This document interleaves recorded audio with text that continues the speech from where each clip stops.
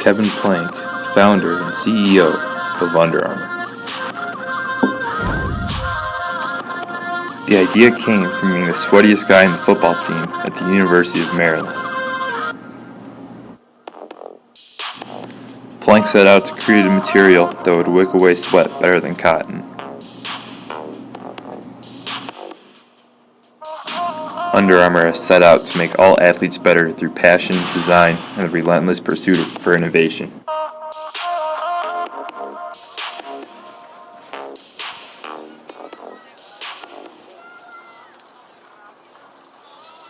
Our job is to make you better, to make all athletes better. One great innovation at a time.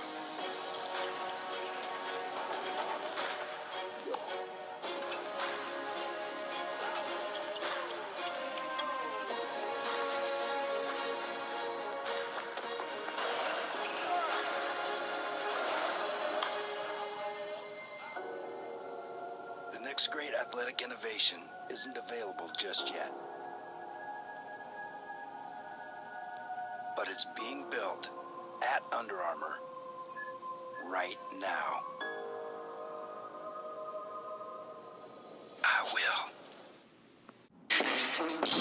Currently, Under Armour has about 5,900 employees around the world. Under Armour makes performance apparel for everyone. College football, lacrosse, custom Project Wounded Warrior uniforms, hunting gear, baseball, soccer, basketball, women's volleyball,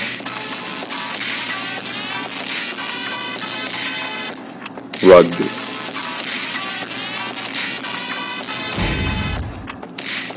sponsored athletes include Tom Brady,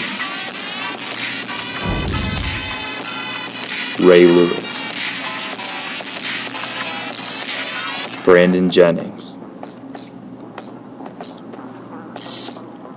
Michael Phelps, Cam Newton,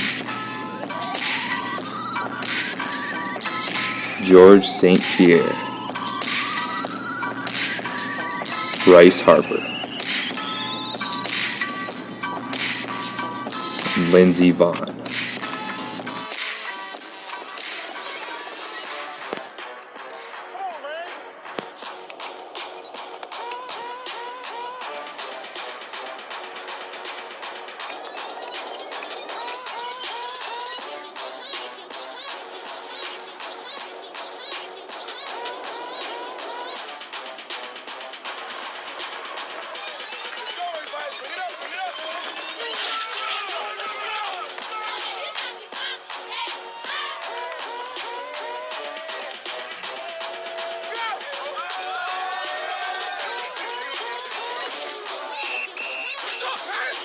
Oh yes, baby. Oh yes, baby. This is August. This is August. Who's gonna step up? Step up. Step up. Step up. Oh, look who it is.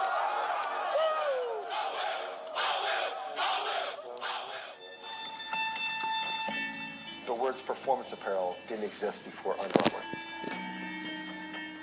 And that idea was born on field. It was something that, as a senior football player at the University of Maryland, I never liked the way that my cotton t-shirt fit beneath my equipment and wondered, why does no one make a better alternative to the cotton t-shirt?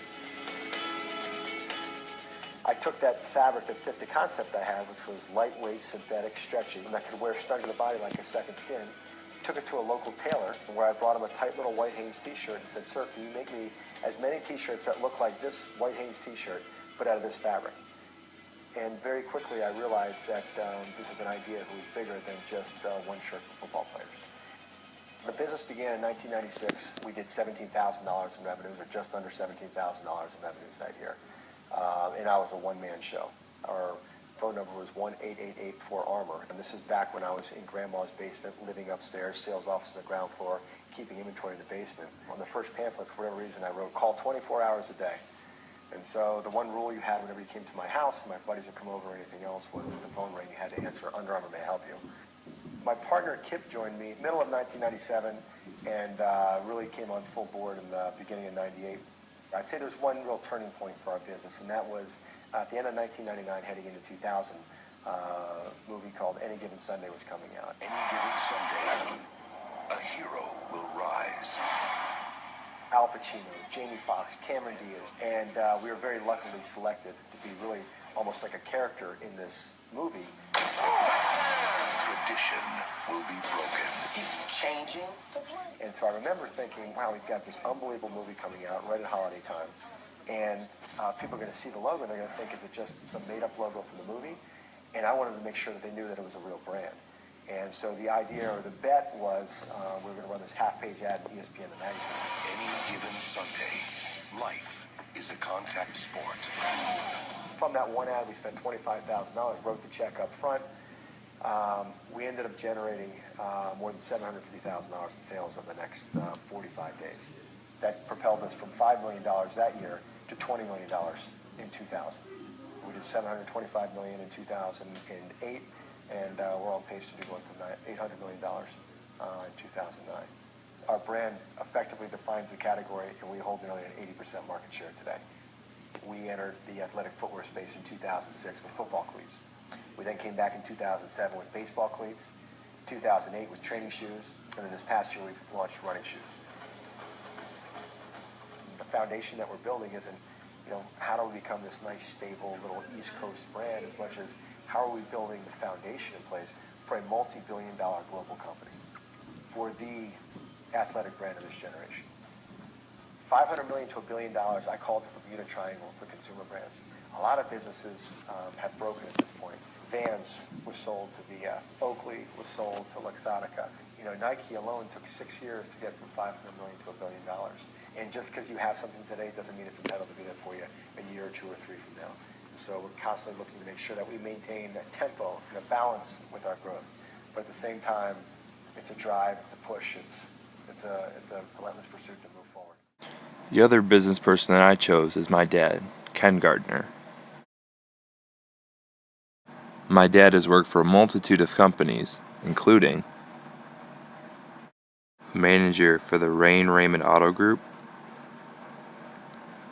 a manager at CarMax, and a manager for J.P. Morgan Chase. He's also worked as an independent distributor for Snyder's of Hanover, Pepperidge Farm, and Little Debbie. Currently, he is the head football scout for the National Collegiate Scouting Association. And you mind telling me what your name is? Ken Gardner. How did you get into the business world? My parents owned a business, and then I went to college and majored in business, and out of college started working in some managerial positions and pretty much been in management all my life. So I guess it just started as I was growing up.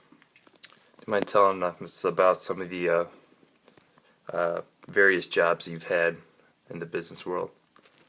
Sure. Well, right out of college, I managed a health club for a while, a fitness center, and then I was in management with General Motors for a while.